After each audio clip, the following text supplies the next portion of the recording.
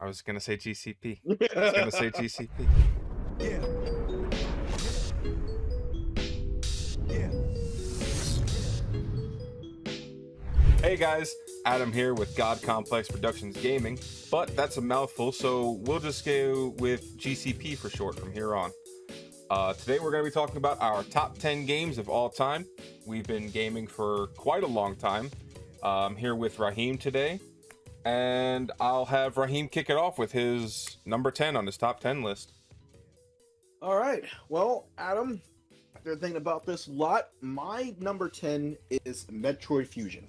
I played that game a lot back in the day. I actually started playing it again on my Switch when I saw they had the virtual console on it, and it still holds up. It is still an amazing game. Oh, absolutely. I love playing it on my Game Boy SP. Like that game is just the game is amazing. The gameplay, the progression, the power ups. I loved it all. So that would be my number 10. Okay.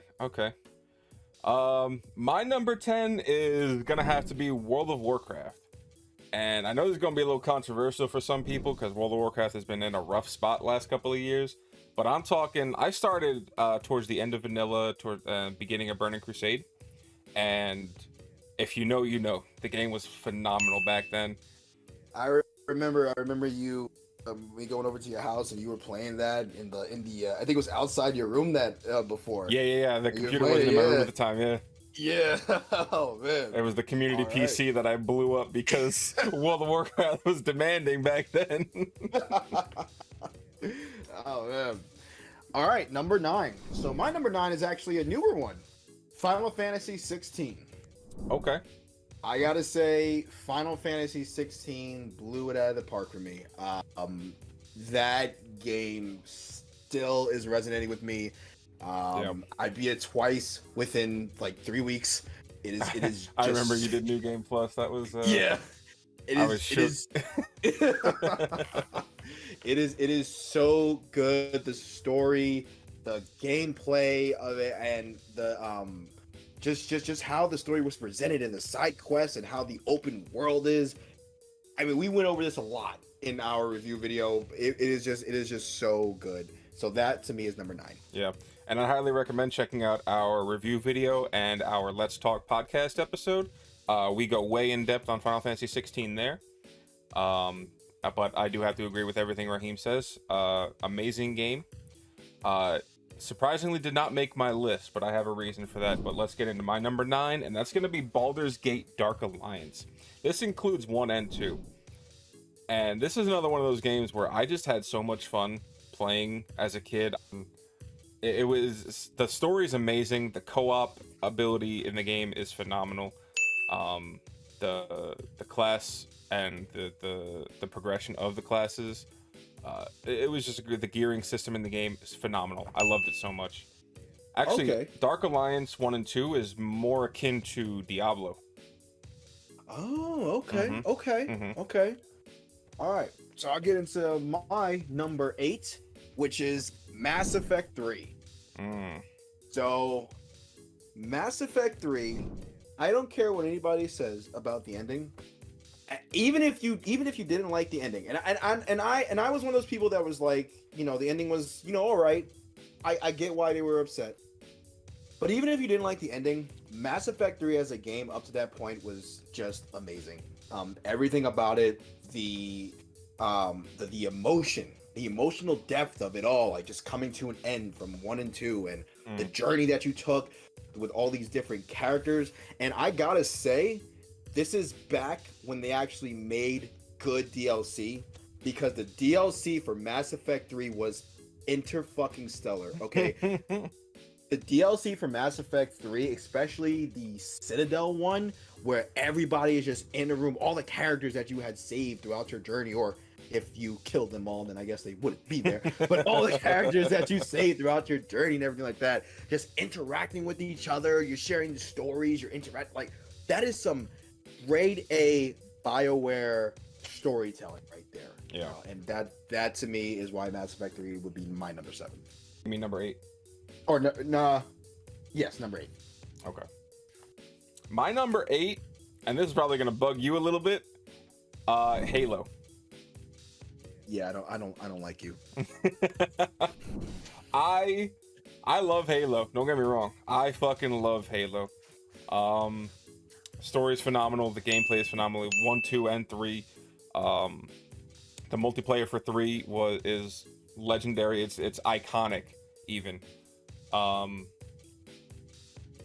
and me and you always we get home from school and hopping on Halo.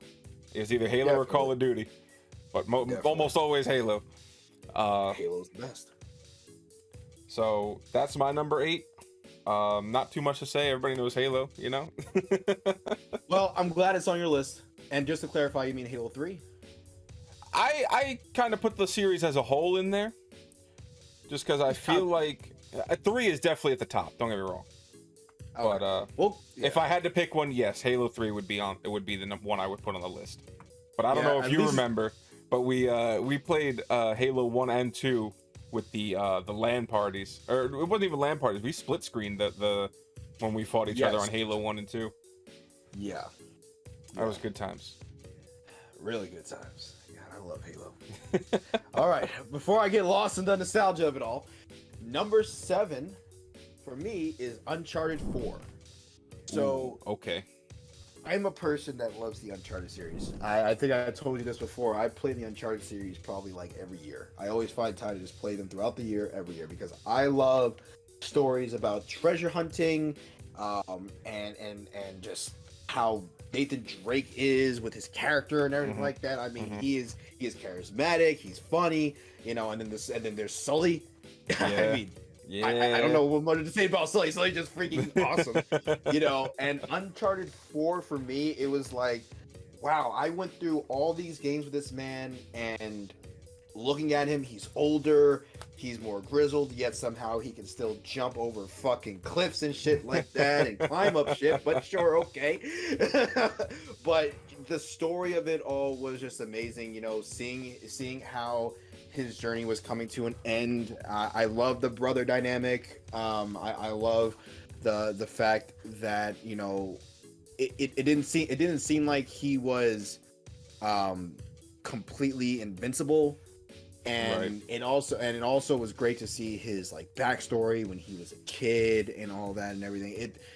Uncharted 4 to me is a really great game, and just a great ending to a great series and a great character until they bring out Uncharted 5. Yeah, I agree. Uncharted 4 was phenomenal. The whole series was just fantastic. No argument from me. My number 7 is gonna be Metal Gear Solid 4. That makes sense. Metal Gear Solid 4 is basically a movie with gameplay elements. But that doesn't take away from the game, like, because it's still Metal Gear. You're still sneaking around, you're doing, you know, you Snake's still Snake. But how everything came together at the end, and my favorite part was the very end of the game when you're fighting Liquid Ocelot and you're going through every phase of like every game's final fight with the hand-to-hand combat, and they're just like, it's like this brotherly right. It doesn't even matter that the fucking world's about to get blown up or whatever the fuck on the nuclear submarine. They're just like, it's brother to brother, just fucking duking it out. They're like, nothing else matters right now. And then they get to the point where they inject each other with the fucking needles, and it's just like, oh, it was so good. I loved it so much. Just such a great finale to an amazing series. All right, my number 6. This might be just a little bit of surprise. Is Firewatch. I know that you didn't really get to play Firewatch, which you really should.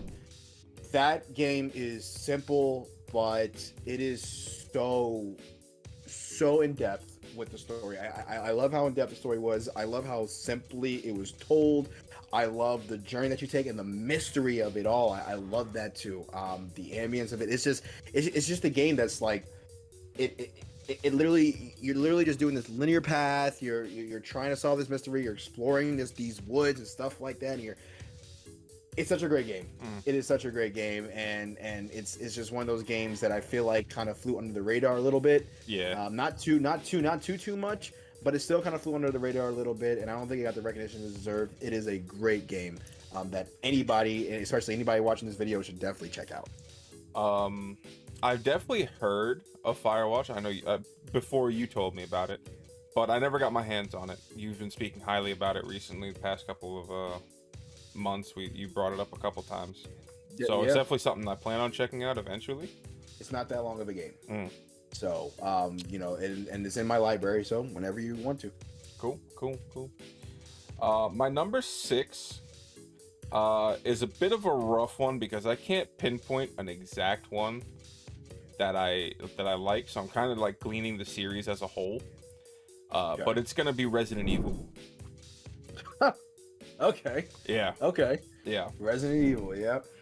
All the characters, the story, Wesker, bro. Like, god. If you had the to pick survival one. horror. If I had to pick one, it's either gonna be the 2 remake or the 4 remake. Now probably for nostalgia purposes, I'd go with 2 remake. Okay, because just because. No, go ahead. Well, the four one is surprising because I know you didn't play the original 4. Correct. Yeah, Correct. yeah. You played, I enjoyed the 4 remake very much. It's a very fun game. But I'd have to say 2 remake would probably be my top one because I did play the original 2, and the remake was it was perfect. It was absolutely perfect. There was nothing wrong with the game. Any improvements they made were actual improvements. That should be the gold standard for what a remake should be. Definitely. For any game from here on out, because that was it was just everything I remembered from my childhood brought into newer technology. I don't remember what year it came out, but I think it was 2021, 2022 ish. I think. I know it was before the world ended. Yeah. For the 3rd time. Yeah. All right, Resident Evil 2. That is definitely a good one. Definitely a good one. I love Resident Evil 2. I think I 100% that game. It multiple playthroughs. I love Resident Evil 2. Yeah. All right. So my number 5.